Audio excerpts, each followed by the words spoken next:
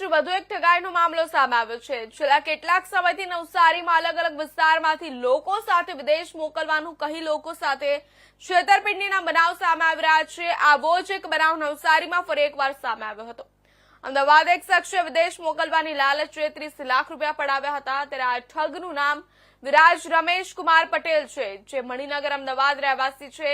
આ ઠગ recovery tourism and overseas consultant નામની ઓફિસ બનાવી દંપતી સાથે ફ્રોડ કરવામાં આવ્યું હતું। આ ઠગે વિશ્વાસ લઈને રૂપિયા 30 લાખ પડાવ્યા હતા।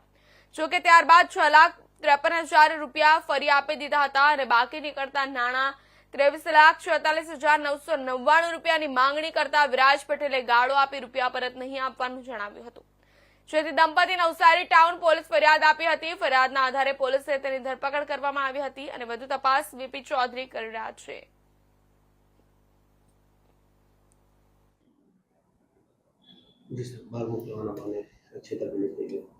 તારીખ 6/6/2025 રોજ ફરિયાદી શ્રી સોહન કિશોરભાઈ મોડકર ઉંમર વર્ષ 34 રહે plot number 93 Shivnagar society Vijalpur નાઓએ આરોપી વિરાજ રમેશ કુમાર પટેલ રહે મણિનગર અમદાવાદના વિરુદ્ધમાં નવસારી ટાઉન પોલીસ ખાતે આઈપીસી કલમ 409, 420 અને 504 મુજબની ફરિયાદ આપેલ હતી।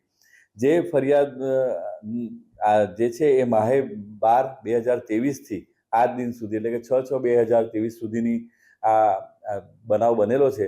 એની ટૂંક વિગત એવી છે કે આ કામના તોહમતદાર છે એ એજન્ટ છે વિરાજ રમેશભાઈ પટેલ। તેઓએ ઓફિસ જઈને તેમણે આપેલ ખોટા વિષયની તાલીમ અને અપૂરતી માહિતી બાબતે ફરિયાદ કરી। એમણે આ જે ફરિયાદી છે તેમણે આ જે એજન્ટ છે તેમને 29,99,999 રૂપિયા એમની જે વાઇફ છે ફરિયાદીની એમને વિદેશમાં નોકરી આપવાના બહાને પડાવેલા હતા પૈસા, અને આ પૈસા પછી પાછા મળશે નહીં તેવું ધમકી આપતા હતા અને મારી નાખવાની પણ ધમકી આપતા હતા ફરિયાદીને આરોપી। અને પછી જ્યારે આ ફરિયાદીએ યુએસ ગવર્મેન્ટ્સની વેબસાઇટ પરથી એમને મળવાપાત્ર રકમ છે 6,53,000 એ પરત મેળવેલી હતી, પણ બાકીના રહેતા 23,46,999 રૂપિયા માટે જ્યારે પણ આ અરજદાર એજન્ટને કહેતા હતા ત્યારે એમને પૈસા મળશે નહીં, તમારી થાય તે કરી લેજો અને મારવાની ધમકી આપીને આ કામ કરેલું છે। અને આ જે ફરિયાદી છે એમના પત્નીને વિદેશ મોકલી નોકરી આપવાનો વિશ્વાસ આપી આજ દિન સુધી વિદેશ નહીં મોકલી, નોકરી નહીં અપાવીને વિશ્વાસઘાત કર્યો હોય તે બાબતની આ ફરિયાદ અરજદારશ્રીએ આરોપી વિરુદ્ધમાં આપેલી છે।